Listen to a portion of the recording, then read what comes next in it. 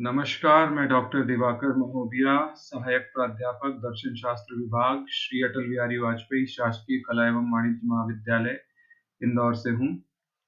और आज हमारी चर्चा का विषय है न्याय दर्शन। न्याय दर्शन में प्रमाण।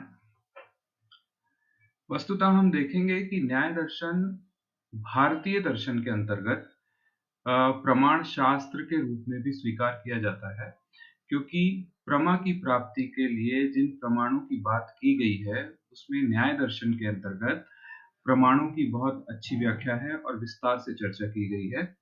और ज्ञान मीमांसा के क्षेत्र में भी बहुत ज़्यादा उन्नत रूप से न्याय दर्शन को स्वीकार किया गया है।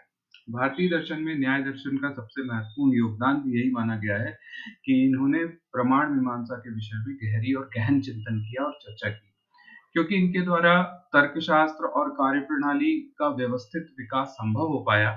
तर्क और ज्ञान मीमांसा के अपने विश्लेषण के संदर्भ में भी ये बहुत महत्वपूर्ण हो जाता है। न्याय दर्शन में मुख्यतः प्रमाणों की चर्चा होती है और इस कारण इसे प्रमाण शास्त्र भी कहते हैं। हम जानते हैं प्रमाण शास्त्र अर्थात ज्ञान को संदर्भित करने वाला, अर्थात कोई वस्तु जैसी है उसे वैसे ही समझना।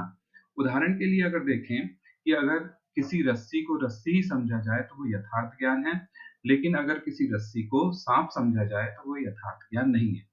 अतः न्याय दर्शन में प्रमाणों का समावेश होता है और यूं कहे कि यथार्थ ज्ञान की प्राप्ति के साधन ही प्रमाण है।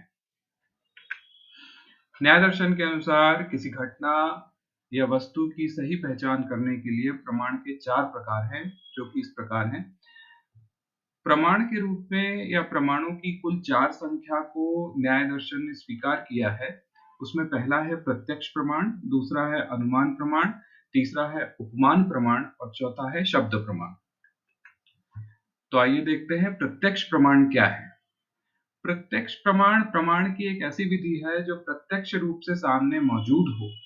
जैसे हम देखते हैं कि प्रत्यक्ष का यदि हम संधि विच्छेद करें तो प्रतिधन अक्ष होगा, अर्थात अक्ष के समक्ष, नेत्रों के आंखों के सामने स्पष्ट, अलग और साक्ष्य हो। दूसरे शब्दों में अगर कहें, जो यथार्थ ज्ञान है, जो यथार्थ ज्ञान प्रत्यक्ष द्वारा प्राप्त हो, वो प्रत्यक्ष प्रमाण कहलाता है। यह धारणा भिन्न-भिन्न भाव जैसे अंगों में दृष्टि के सामने भी, श्रवण के सामने भी, स्पर्श के सामने भी, स्वाद के सामने भी, गंध और मन आदि के द्वारा भी अनुभव की जा सकती है।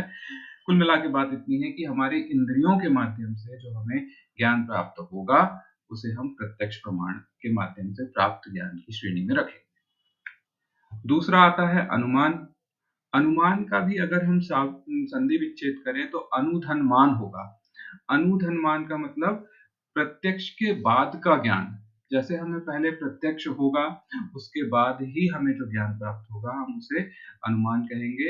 इसके लिए एक बहुत ही सुंदर उदाहरण दिया जाता है कि यदि किसी पर्वत पे हमें धुआं देखने में आता है, तो उस धुएं के ज्ञान के कारण हम ये अनुमान लगा पाते हैं कि उस पर्वत में अग्नि होगी। लेकिन इसके पीछे एक संबंध भी है, जिसे सार्वभौमिक अनिवार्य संबंध के रूप में स्वीकार किया गया है, जिसे हम कहते हैं कि व्याप्ति संबंध। ये एक विशेष प्रकार का संबंध है कि अग्नि के साथ सदैव ही, हमेशा किसी भी स्थान पे, किसी भी समय पे धूम्र होगा ही, धुआं होगा ही। इसलिए हम धुएं को देखकर पर्वत में अग्नि के होने का अनुमान लगा लेते हैं। दूसरा है उपमान।